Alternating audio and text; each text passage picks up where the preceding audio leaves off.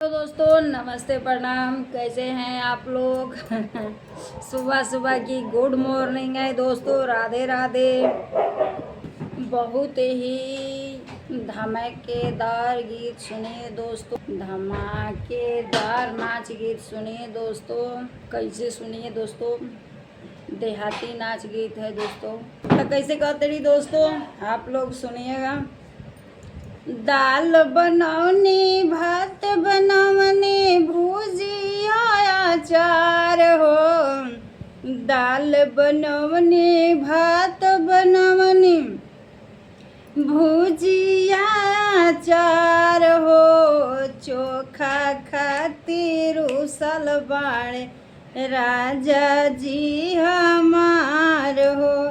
चोखा खातिर उसल बाड़े राजा जी हमार हो। दाल बनवनी, भात बनवनी, भुजिया अचार हो। दाल बनवनी, भात बनवनी, भुजिया अचार हो। चोखा खातिर उसल बाड़े राजा जी हमार हो। चोखा खातिर उसल बाड़े राजा जी हमार हो। खाना बनाई हम चलनी बाजार हो। खाना बनाई हम चलनी बाजार हो। बजरिया में के छैला पूछे ई के हउए तोहार हो। बजरिया में के छैला पूछे ई के हउए तोहार हो। भाई केहू पहला बेर बाजार जाई तो पूछबे करी। बजरिया में के छैला पूछे ई के हमें तोहार हो। सासू जी के बेटा हमें ननद जी के भैया हो। सासू जी के बेटा हमें ननद जी के भैया हो। इहे दिलवा रखना राजा जी हमार हो। ये दिलवा रखना हो राजा जी हमार हो। दाल बनवने, भात बनवने, भुजिया अचार हो। दाल बनवने, भात बनवने, भुजिया अचार हो। चोखा खातिर उसल बाड़े राजा जी हमार हो। चोखा खातिर उसल बाड़े राजा जी हमार हो। खाना बनाई हम चलनी बाजार हो। खाना बनाई हम चलनी बाजार हो। बजरिया में के छैला पूछे ई के हवे तोहार हो। बजरिया में के छैला पूछे ई के हवे तोहार हो। जेठानी जी के देवर हवे, जेठ जी के भैया हो। जेठानी जी के देवर हवे, जेठ जी के भाई हो। इहे दिलवा रखना हवे राजा जी हमार हो। इहे दिलवा लगना हो राजा जी हमार हो। इहे दिलवा रखना हो राजा जी हमार हो। दाल बनवने, भात बनवने, भुजिया अचार हो। दाल बनवने, भात बनवने, भुजिया अचार हो। चोखा खातिर उसल बाड़े राजा जी हमार हो।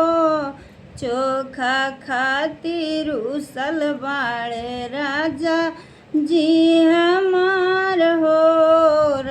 चोखा खातिर उसल बाड़े खानावा बनाई हम चलानी बाजार हो।